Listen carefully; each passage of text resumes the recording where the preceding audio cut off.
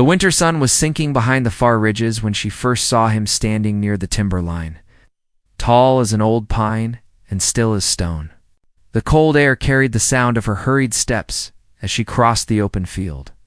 Clutching the strap of the small pack over her shoulder, the young maiden had traveled miles from the settlement in search of help.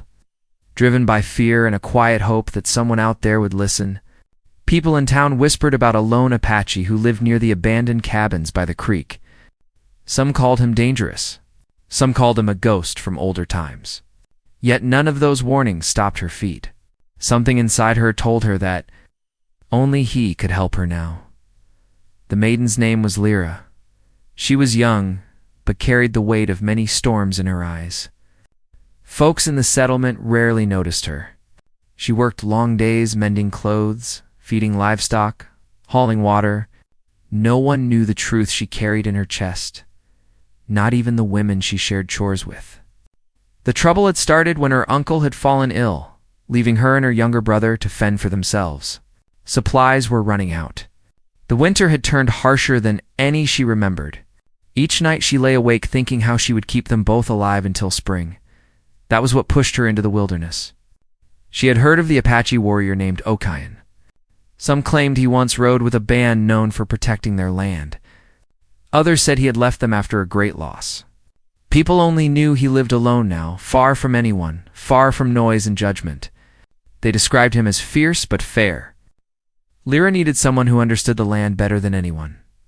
Someone who knew how to gather food when the snow hid everything. She prayed he would hear her out. When she reached the clearing, Akayan turned his head in her direction. His long black hair fell past his shoulders, his frame strong and steady. His sharp gaze made her heart knock against her ribs, yet she kept walking toward him. There was no turning back now. "You came far," he said, his deep voice carrying across the frosted air. Lyra nodded and lowered her eyes. "I had too. My family will not survive the winter unless someone teaches me how to gather the right things. I tried on my own, but I failed. I heard you could help." Kane studied her for a long moment. Not with suspicion, but with the thoughtful silence of someone who listened before speaking. He stepped closer, his presence calm but powerful. She felt small standing beside him, not because she was weak, but because he carried the strength of the land itself. "You are brave to come alone," he said. "But courage is not enough. This winter will test even the strongest. If I teach you, you must be willing to learn with patience. The land does not reward fear." Lyra swallowed and nodded again. "I will do anything to keep my brother safe." Akayan motioned for her to follow him toward the old cabin. Snow covered the roof, but the doorway stood open. Inside, the dim light revealed tools hanging on the walls, dried herbs on the table, and a small fire burning low in the hearth. He reached for a wooden practice bow and placed it gently in her hands. "If you learn to use this," said, "you will at least be able to protect yourself when gathering. Wolves have come close to the valley this season." The bow felt heavy. Her fingers trembled. She had never held such a thing before. She tried lifting it, but her arms shook with uncertainty. Akayan stepped behind her, not touching her, only watching her struggle as she faced the weight of the bow and her own fear. "It feels too difficult for me," Lyra whispered. "Steady it with your hands." Akayan moved beside her, slow and respectful. He placed his hands on the wooden frame, guiding her grip without force or pressure. His tone remained gentle, almost encouraging, as if speaking to someone who had never been given a chance to learn anything beyond chores and duty. "Hold it firm," he told her. "Strength grows when the heart commits before the hands do." She breathed in the warm smell of the fire mixed with pine. His guidance steadied her. For the first time, she believed she could learn. She pulled the bowstring, though it barely moved. Her efforts were small, yet Akayan did not show disappointment. Instead, his eyes filled with patience she had rarely seen in any man. "You will not master this in a day," he said, "but you will not fail if you keep trying." Lyra lowered the bow, her arms aching. Her thoughts drifted to her brother waiting back home, too young to understand the weight she carried. She turned to Akayan with a pleading look. "Will you teach me everything I must know? Not just the bow, but how to find food, how to survive the winter, how to stay safe in the woods." His jaw tightened, not in anger, but in contemplation. Teaching you means tying my fate to yours. Are you certain you want that? Yes, she said. I have no other choice. Kaon walked to the door and looked out toward the darkening wilderness. Then your life will change more than you expect. The land reveals truth to those who walk it with new eyes. Some truths are gentle, some are hard. A gust of cold wind swept through the doorway, hinting at the night to come. Lyra hugged her arms around herself and stepped closer to the fire. Though the room was warm, something about his words made her shiver. He turned back toward her. We begin at dawn, but tonight you rest here. The wolves howl louder when the moon rises, and the path back to your settlement is not safe after sunset. Lyra hesitated. The thought of staying in the cabin with a stranger made her uneasy.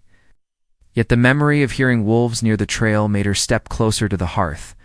Thank you, she whispered. Akayan nodded and moved to prepare a small meal. Lyra watched him quietly. His movements were steady and skilled, shaped by a life close to the land. She wondered what loss had driven him into solitude. She wondered why someone so capable chose to live alone. Outside, the first wolf howl echoed across the valley. Akayan paused, listening. Lyra's heart quickened.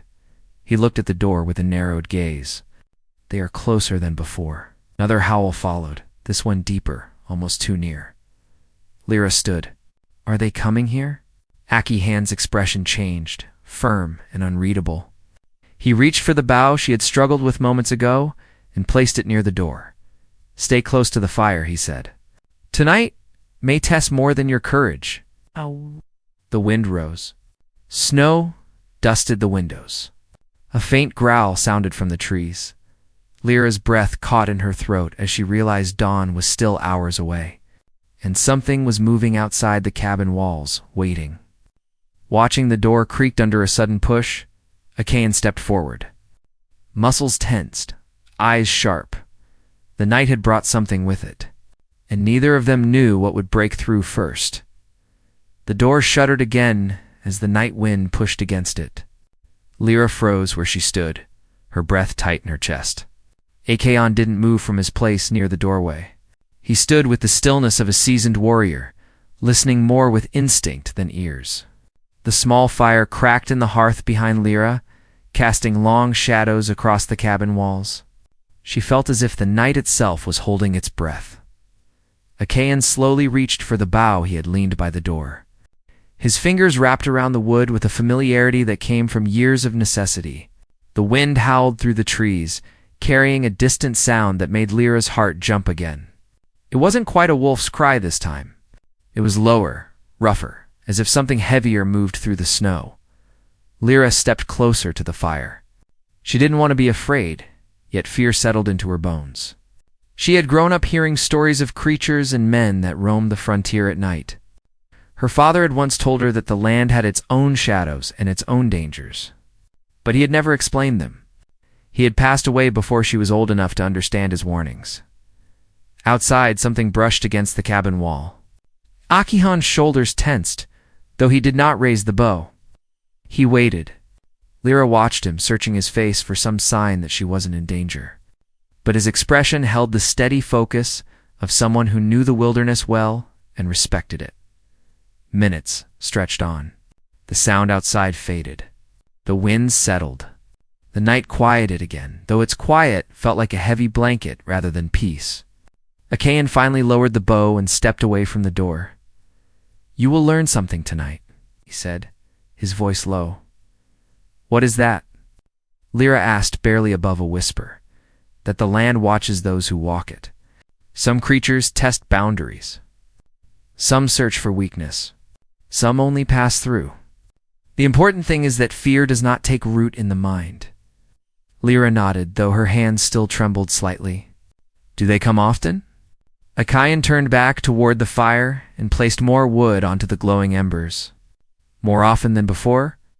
The winter has pushed many creatures out of their usual places. Hunger changes their nature. It makes them bold. Lyra wrapped her arms around herself. Will we be safe tonight? Akayan met her eyes. I will keep watch. There was something steady in the way he said it. something that eased the edge of her fear, even if the danger outside still lingered. She lowered herself to the small stool near the fire and let its warmth seep into her chilled fingers. Achaean remained by the door for a while, listening, thinking, calculating. Lyra studied him quietly. The townsfolk liked to talk about him with a mix of awe and suspicion. They called him the lone Apache, the silent warrior, the ghost of the timberline. But none of those names matched the man standing before her now. He seemed less like a legend and more like someone who carried a past too heavy to speak of. His eyes held depth as if they had seen loss and survival in equal measure. She wondered what had driven him to leave his people, wondered what story hid behind his quiet strength. But she kept her questions to herself. She sensed that Achaean shared little unless he wished to. After a long silence, he spoke. "You mentioned a brother. How old is he?" 12, Lyra replied. "He tries to act older than he is, but I see how thin he's become. He doesn't complain. That only makes me worry more." Achaean nodded slowly. "The young learn strength faster than we expect, but they need someone to guide them." Lyra's voice softened. "I'm doing my best. Our uncle raised us after our parents passed, but since he fell ill, everything became unsteady. Food ran low. Work grew heavier. Winter came early, and I realized I didn't know enough to keep us alive. So you came here," Achaean said. "I didn't know who else to ask." Achaean looked into the fire. "Most people who come seeking knowledge of the land do not come with honesty. They come wanting control or advantage. But you came with truth in your voice." Lyra didn't know how to respond. She felt a warmth rise in her chest, not from the fire, but from being seen in a way she rarely was. People in the settlement had always looked past her, assuming she was weak or unimportant. But Achaean looked at her as if he saw the storm she had endured. He sat across from her, still keeping his bow near. The firelight flickered across the markings carved on the weapon. Lyra noticed symbols etched into the wood, each stroke shaped with care. "What do those mean?" she asked softly. Achaean glanced at the carvings. "They tell a journey. Each mark belongs to a season or a lesson. My father taught me that a warrior's bow should speak of who he has become. These are reminders of where I have walked." Lyra leaned slightly closer, curious. "That one looks different than the others." Achaean touched it with his thumb. "It marks the season I lost someone I cared for. It is the most painful mark to carry." Lyra lowered her gaze. "I'm sorry. Do not need to be," he said.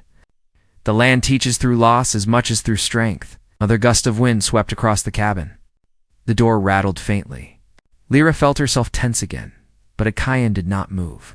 His calm presence helped her breathe easier. "Will you tell me what came to your cabin before?" she asked. "It was no wolf," he said. "Wolves move differently. This was something larger, like a bear, perhaps, or something else searching for shelter. The deep winter stirs old paths. Creatures move in ways they usually do not." Lyra felt the weight of his words settle on her. She had known the frontier was harsh, but she had never understood how alive the wilderness truly was. The settlement had always felt like a small bubble of safety, but the farther one traveled from it, the clearer it became that humans were only guests in a land shaped by mountains, storms, and ancient spirits. Achaean rose and walked to the small window. He brushed frost from the glass and peered outside. The snow reflected the faint moonlight. His eyes narrowed, not in fear, but in recognition. "What do you see?" she asked. "Tracks," he murmured. "Deep ones." Lyra stood and joined him. She could barely make out the shapes pressed into the snow, but Achaean saw more than she did. "They came close," he said. "Closer than I expected. Will they return?" Achaean stepped back from the window. "Most likely, but not for the reason you think," Lyra frowned. "Then why?" Achaean paused. His expression shifted just slightly, like someone recalling a memory buried deep.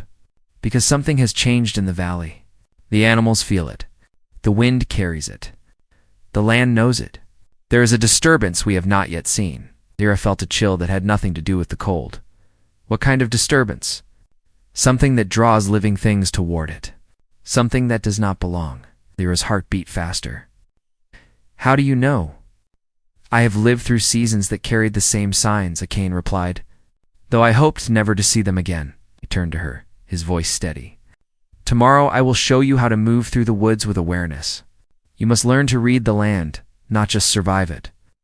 Lyra nodded, though uneasiness twisted in her stomach. She had come seeking help for her family, but had stepped into a world far larger and more complex than she imagined. Apache returned to the door and secured it with a thick beam of wood. Tonight you rest. But stay alert. If anything presses against the door again, wake me. Lyra settled near the fire once more, though sleep felt distant. She listened to the wind, the crackling flame, the quiet movements of Apache as he prepared for the long night ahead. She closed her eyes for a moment, and the image of the deep tracks outside filled her mind. A keening sound drifted through the trees, faint but chilling. The land felt watchful, unsettled, as if something hidden waited for dawn. Apache stood guard, his silhouette tall against the fierly.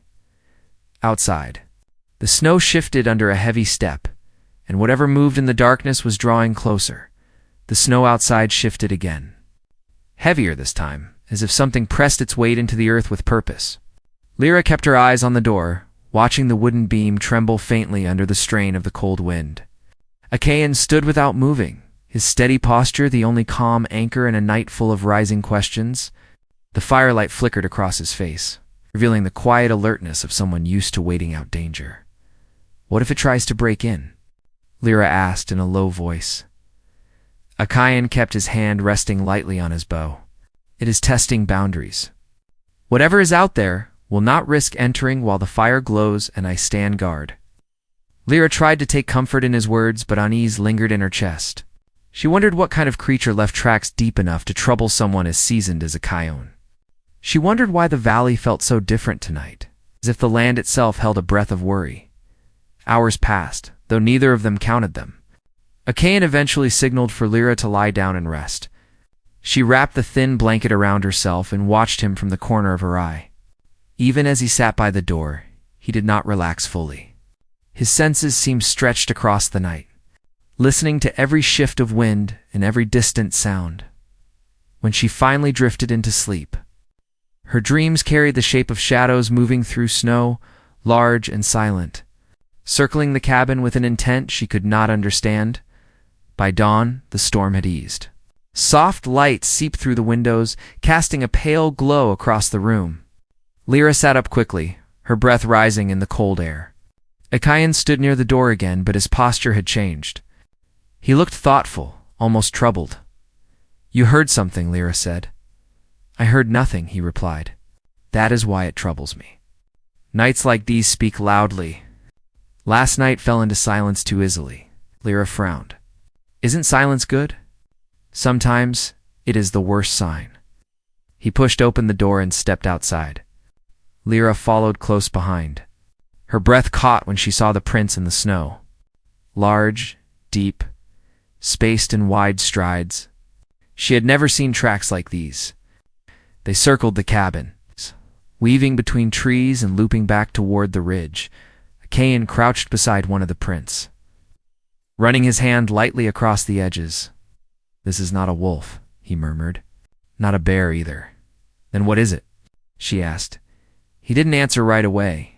Instead, he rose and scanned the tree line, his gaze sharp and heavy with memory. There were stories my people told, he said at last. Stories of creatures that moved in silence during winters of suffering.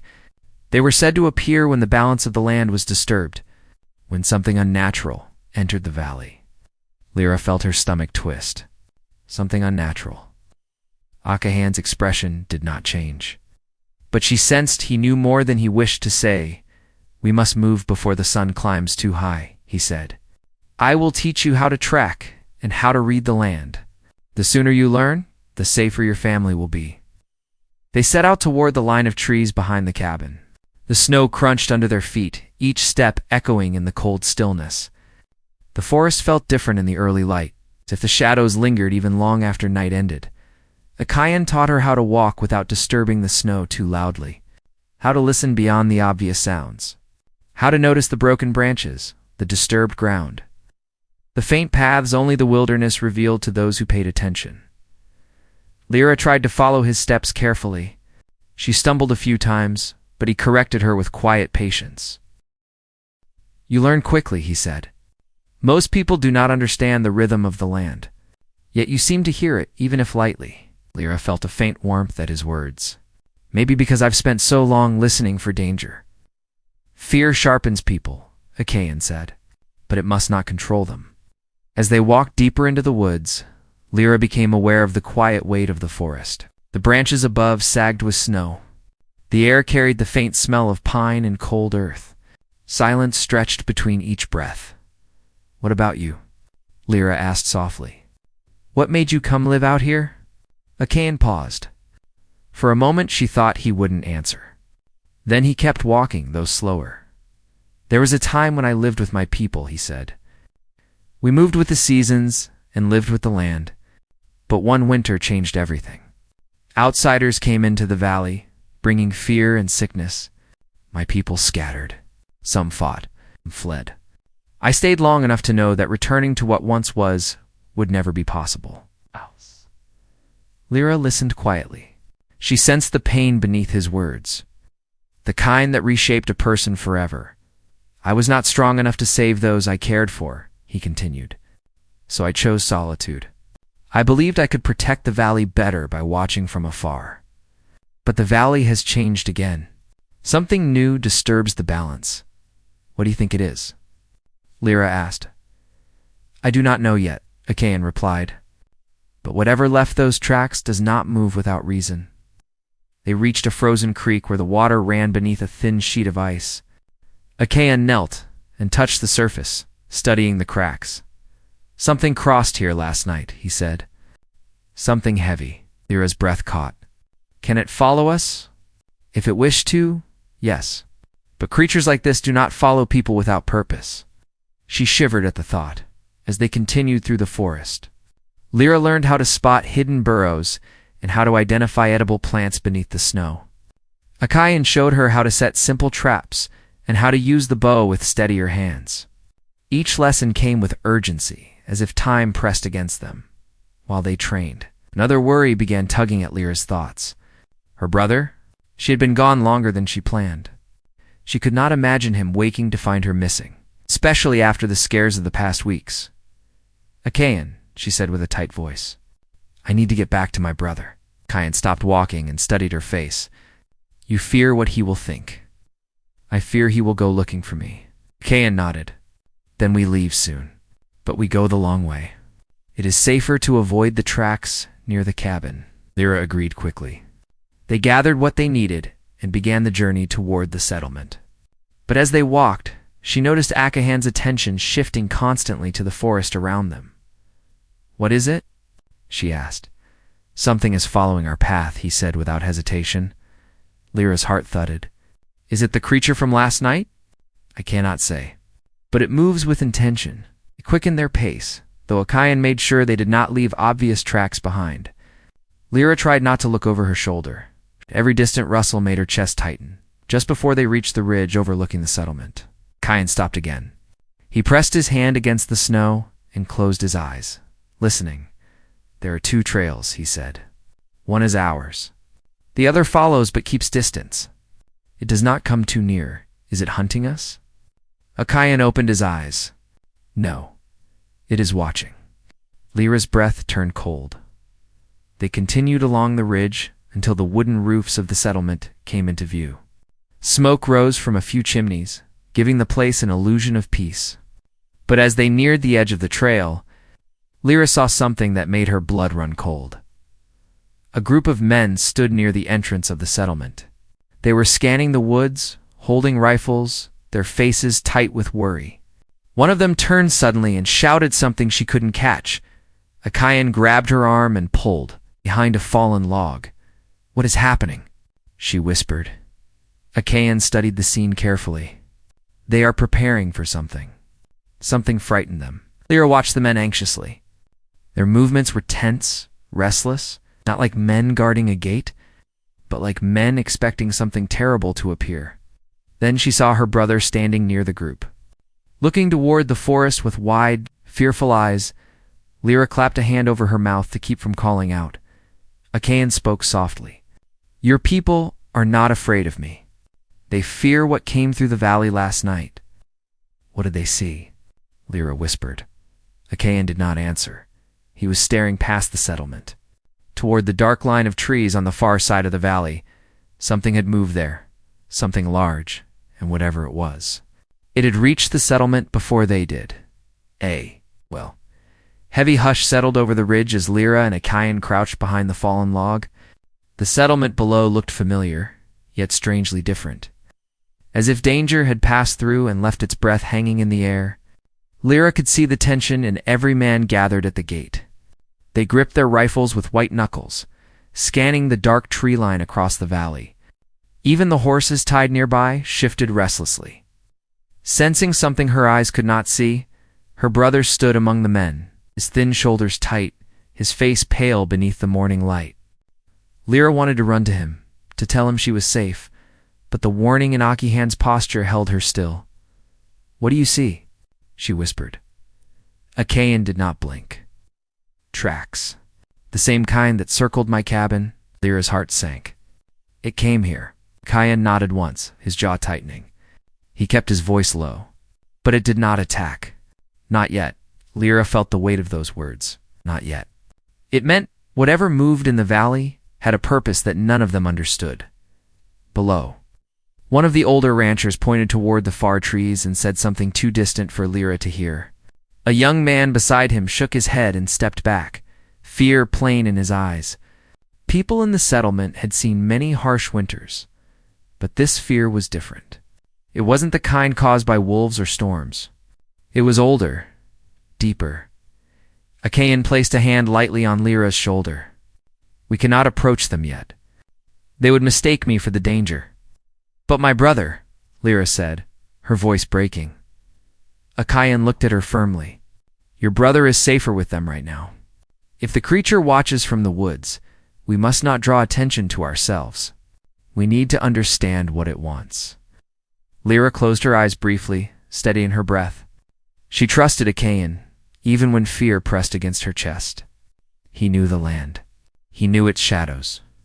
If he said they needed caution, she would follow. A sharp crack rang from the distant woods. The settlement men jerked their rifles into place. Horses reared. Lyra grabbed the log to keep from stumbling. What was that? She whispered. Akihan's gaze sharpened. Breaking branches. Something heavy. Men at the gate stepped back toward the houses. A few women rushed forward, pulling children indoors. Lyra watched her brother reach toward his rifle, only to be pushed behind one of the ranchers for protection. Achaean rose slightly to see better, keeping his body shielded by the log. Lyra mirrored him, his fear and curiosity pulling in equal measure. Then she saw it. A shadow moved between the trees across the valley. Large, slow, deliberate. She couldn't make out its shape. But the outline alone made her blood run cold. She grabbed Akihan's sleeve. There she breathed. I see it, said. The settlement men fired a warning shot into the air. The sound echoed through the valley. Birds burst from the treetops in a flurry of wings. The shadow paused, then faded back into the forest. Achaean exhaled. It is testing them. Testing all of us. Lyra's voice trembled. Why? What does it want? Food? Shelter? Achaean shook his head. No, it moves with purpose. It watches, observes. That is not hunger. Lyra hugged her arms around herself. The cold felt sharper now. Why would something follow us? Circle your cabin? Come here. Achaean studied the valley with deep suspicion. The land shifts when something unnatural enters it. You came to me for help? Now I wonder if something followed you from the settlement. Lyra stared at him, shocked. Me? But I never saw anything. I never heard anything. Danger does not always reveal itself, Achaean said. Sometimes it chooses to hide behind what we fear the least. Lyra tried to understand but shook her head. My family has nothing to do with creatures in the valley. We barely survive day to day. Kion hesitated. When outsiders arrived years ago, they brought sickness and unrest. Some sought land that did not belong to them. Some awakened things that were better left untouched. You think someone in the settlement did something? She asked. I think something has changed, Achayan answered. And whatever moves in the valley knows it. Lyra looked back at the group of settlers. Their fear was real, their confusion plain. If any of them had disturbed the land, she could not imagine who or how. Another sound cut through the cold morning. This one wasn't distant. It came from behind them. Achayan grabbed her hand instantly and pulled her farther down the ridge. Stay low. Twigs cracked. Snow shifted. Something was moving uphill. Lyra didn't breathe. Her fingers tightened around Akihan's grip. He crouched behind a cluster of large rocks and positioned her beside him. His eyes narrowed, searching the shadows among the trees. The sound grew clearer. A slow, dragging step. Then another. Heavy, deliberate. Lyra pressed closer to the rock, her heart slamming against her ribs. Achayan raised his bow, the arrow drawn silently. A figure appeared between the trees. Lyra gasped softly. It was not the creature. It was a man from the settlement. His coat was torn, his hair covered in frost, his breath ragged. He stumbled forward, gripping his arm tightly. Achayan lowered the bow slightly, but did not relax. He is wounded. The man collapsed to his knees in the snow. Lyra rushed out from behind the rock before Achayan could stop her. Sir, she called. Are you hurt? The man looked up, his eyes wide with terror. It is out there, he rasped. It followed me. It chased me from the barn. Lyra knelt beside him, helping him sit. Achayan approached with caution. What did you see? The man shook his head. Not a wolf? Not a bear. Bigger than both? It did not attack. It only watched me. Stood in the dark, breathing. I felt it behind me the entire way. Lyra felt a cold shiver crawl up her spine. Why were you in the barn? The man swallowed hard. Someone heard noises last night. Strange sounds. Like steps, but dragging. I went to check before dawn and saw the door open. Thought an animal had gotten inside, but nothing was touched. Not the feed. Not the hay. Nothing. And that was worse. Achayan crouched beside him. Why worse? The man's voice broke. Because something came in for a reason that had nothing to do with feeding. Lyra exchanged a glance with Achayan. Suspense twisted between them like a tightening rope. What did it want? She asked. The man's breath trembled. Something inside the barn scared it. Something it was searching for. But I don't know what. Achayan stood, thinking deeply. Lyra could see the shift in his expression. The valley wasn't simply disturbed. The creature was looking for something specific. We must go to the settlement, Lyra said. We need to warn them. The man nodded desperately. Please. They think I got lost in the woods. They don't know what followed me. Achayan shook his head. We cannot walk openly. If the creature watches us, it may follow. Lyra rose to her feet. Then what do we do? Achayan turned toward the valley, his eyes narrowing at the distant tree line where the shadow had disappeared earlier. It wants something, he said. It is circling the places where people live. It is searching barns, watching cabins, following trails. Lyra shivered. Why here? Why us? Achayan looked at her with a gravity she had never seen before. Because someone in this valley awakened an old path. Something was taken or disturbed, and the creature will not stop until it finds what it seeks. The wind swept across the ridge, carrying the distant echo of another crack in the forest. Not branches this time. Something else. Akahan's grip tightened on his bow. Lyra reached for her knife without thinking. The wounded man looked toward the hills, with terror in his eyes, and somewhere in the trees. Heavy breaths stirred the cold air, growing closer. The wind carried the sound of heavy breath through the trees, but this time Achayan did not draw his bow. He stood tall against the rising fear, listening with a calm born from years of facing storms both seen and unseen. Lyra held her breath, her fingers gripping the worn handle of her small knife. The wounded settler pressed back against the snow, eyes wide as the presence in the forest drew nearer. Every heartbeat seemed louder than the wind. Then, through the dark pines, a shape emerged. Lyra braced herself for the towering shadow they had seen in the valley. The men at the settlement gate raised their rifles at the same time, shouting warnings into the cold air. But as the shape stepped into the clearing, light touched it and revealed something none of them expected. It was not a monstrous creature. It was a massive elk, old and powerful, with scars across its flank and one antler broken. Its breath rose in thick puffs, and its eyes glowed with a wild intelligence. The animal stood tall, almost regal, as if it carried the winter itself on its back. The wounded man stared in disbelief. "That followed me?" Achaean nodded. "Not all dangers were the shapes we fear. This elk is ancient. It guards old paths in the valley. It came because someone broke the balance of the land." Lyra stepped closer, mesmerized.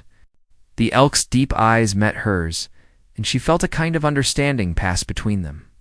The fear that had gripped the settlement for days had been shaped by shadows, not truth. This animal was powerful, yes, but not cruel. It moved with purpose, not hunger. "It has been searching," Achaean said quietly. "Not for people, for its lost calf. Tracks I saw by my cabin and near the settlement were smaller trails mixed with larger ones. It was not hunting. It was calling." Lyra's heart softened. "So the danger was never meant for us. Fear clouds the mind," Achaean answered. "But the land always tells the truth." The elk stomped its hoof, tossing its head as if urging them to understand more. A keening cry echoed from deeper in the forest. Lyra turned quickly toward the sound. A moment later, a young elk stepped weakly into view, limping and trembling. It had likely been caught in a trap or frightened by noise from the settlement earlier that night. The elder elk moved toward its calf, lowering its head in relief. Lyra felt emotion tighten in her chest. All this fear, all the rifles raised, all the nights spent worrying, and the mystery was nothing more than apparent. Searching for its lost young, the settlement men lowered their weapons slowly. The tension on the ridge loosened for the first time in hours. Achaean placed a steady hand on Lyra's shoulder. "You trusted the signs," he told her. "That is why we were able to understand the valley's message." Lyra looked at him gratefully. "I could not have done any of this without you." He nodded but said nothing more. His silence carried pride, not distance. The elk guided its calf toward the deeper woods, glancing once back at the humans, as if granting them a rare moment of peace. The calf leaned against its mother, finding strength in the closeness. Lyra watched them disappear into the shadows of the trees, feeling warmth spread through her chest. The wounded man let out a long breath. "We feared the wrong thing," he said. "We feared shadows instead of seeking answers." Cain helped him stand. "Fear is natural, but respect for the land is what keeps people alive." So they made their way down the ridge toward the settlement. Lyra walked with steady steps, no longer weighed down by uncertainty. As they approached, her brother broke away from the group and ran toward her. She dropped her knife and caught him in a tight embrace. "You came back," he said, voice shaking. "I thought something happened." "I'm here," she whispered, holding him close. "Everything will be all right now." A few of the ranchers exchanged uneasy looks when they noticed Achaean, but Lyra stepped between them. Her chin lifted with newfound confidence. "He saved me," she said. "He saved all of us." The men lowered their rifles completely. One of the elders stepped forward and bowed his head to Achaean with respect. "We misjudged what moved through the valley," he said. "We owe you thanks." Achaean inclined his head politely. "The land belongs to all who honor it." The elder nodded. "Then you will always have a place here. Anyone who protects this valley protects its people." Lyra felt her chest warm at those words. She knew how rare such acceptance was, especially towards someone the settlement had once feared from a distance. But courage had a way of opening doors that fear kept shut. Achaean looked at her then, a quiet question in his eyes. She understood it without needing him to speak. Her journey was not finished. She had come seeking survival skills. She had come seeking help for her family, and she had found far more. She had found strength she didn't know she carried. She had found a deeper understanding of the land, and she had found a partner in that learning. Someone who held patience and wisdom at the center of his being. The winter would still be hard. Supplies would still be scarce, but she was no longer alone in facing it. Over the next days, Apache taught the settlement how to set safer traps, how to track animals without disturbing their paths, and how to read the woods in ways the settlers had never known. The men listened with humbled respect. The women gathered herbs with his guidance. Children watched him with wide eyes, fascinated by his quiet strength. Lyra learned faster than anyone. She practiced with the bow until her arms steadied. She gathered roots and berries from beneath the snow, recognizing patterns Apache showed her. She moved with confidence through the woods she once feared. One evening, as the sun dipped behind the hills, she walked with Apache near the creek, where ice shimmered like glass. The wind was gentle, the forest calm. "You changed the way I see the land," she said. "Before this, I thought survival meant fear. But now I know it means respect." Apache looked at her with the same steady warmth he had shown since the moment she stepped into his cabin. "You listened. That is the first path to strength." She smiled softly. "And you taught me to steady the bow with my hands, even when it felt too difficult." Akihone's gaze softened. "You steadied it with your spirit." The hands only followed. The woods around them rustled with the peaceful rhythm of life returning to balance. No strange shadows moved. No heavy breath lingered. The older elk and its calf had found safety far beyond the settlement's edge, leaving behind a valley restored to calm. Lyra knew winter would still test her, but with Apache guiding her, and with her own courage rising, she no longer feared the nights ahead. She watched the creek flow beneath the thin ice, the water whispering the promise of spring. Her brother would grow strong again. The settlement would face the cold together, and she had found not only the skills she needed, but a bond she had never expected. Apache turned toward the horizon. "The land gives to those who walk with truth. You walked with truth from the moment you came seeking help." Lyra stepped beside him. "And you answered." They stood quietly as the last light touched the valley. It was no longer a place of shadows and fear. It was a place of harmony, courage, and renewal, with the winter wind settling into calm and the land at peace once more. Lyra felt hope rise inside her like the first warm day after a long storm. She had faced the unknown, learned its lessons, found her strength, and the valley, now safe, carried her story forward into the seasons yet to come.